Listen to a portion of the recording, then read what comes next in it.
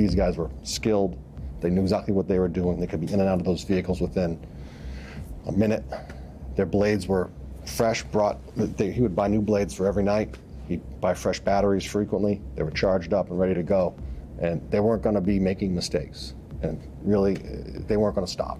This case was about highly skilled, smart people deciding to put all that expertise into illegal activity. They created hundreds and hundreds of victims around the Commonwealth, and now they're gonna pay the price for that.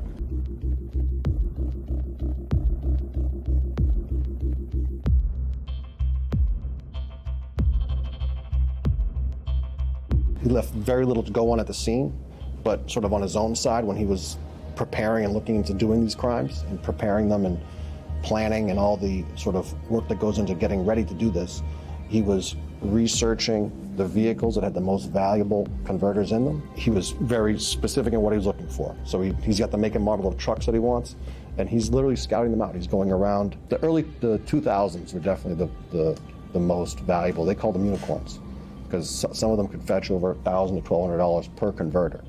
And if you had a list of 6 or 7 places to go find one of those cars and you can steal from them, it's a $10,000 night for, maybe 7 or 8 converters. You could see a business that has the type of van or truck that he's looking for, take a picture of it.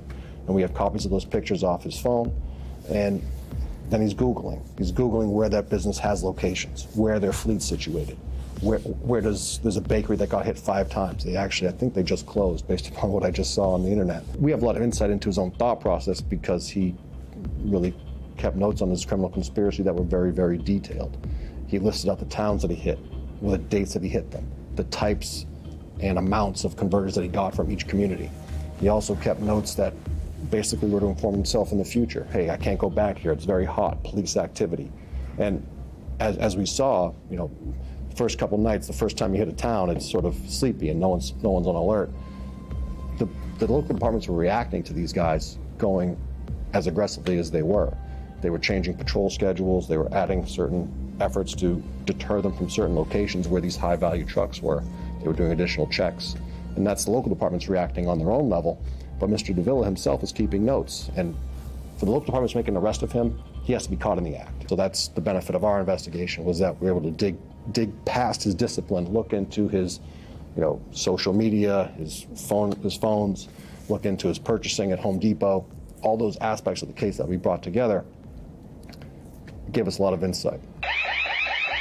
This case wasn't just about catalytic converters. We had stolen ATM machines. We did the search warrants. We found them with guns and drugs and other things. These are people who are breaking a lot of laws. Catalytic converter theft is a problem that's been happening around the country. It's been a focus of DOJ enforcement efforts. So we're not alone in New England having this problem. And I think it was happening in so many communities across Massachusetts and New Hampshire that as the data points aggregated, particularly with the Massachusetts Fusion Center run by the state police, we could see trends.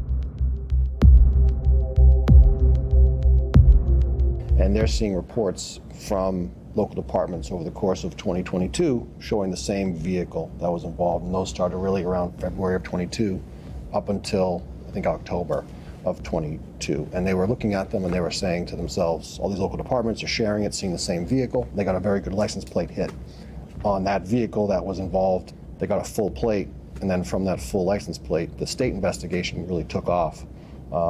They were able to identify the means by which that plate was obtained. It was a New Hampshire veterans plate. They investigated that and then ultimately found out that it was purchased by eBay. They swing by the shipping address on eBay and it doesn't have a garage, the car's sitting in the driveway. There have been 12 converters stolen in the past year, so that's 12 cars. Whereas, we charged $500 in the larger case, and there's probably, I think we're at least into the thousands that were for the calendar year of 22. And obviously before that, there was many more as well. But since then, since April 12, which is sort of the happy ending, it's largely a thing of the past. There's a host of reasons why catalytic converter theft has gone down. This case is a big one, but some of the taking out of the people who were trafficking in illegal stolen converters, that also helped reduce the ability to sell these things if you steal them. So it's a number of things that happen, but this case is a great example of of that coordination I was talking about. The coordination runs both ways. There was information we uncovered during the course of the investigation we gave to the state that helped in completely unrelated criminal conduct. So that's this case is a great example, though, of the power of the federal government, federal law enforcement, to pull together a sort of multi-victim case and hold people accountable.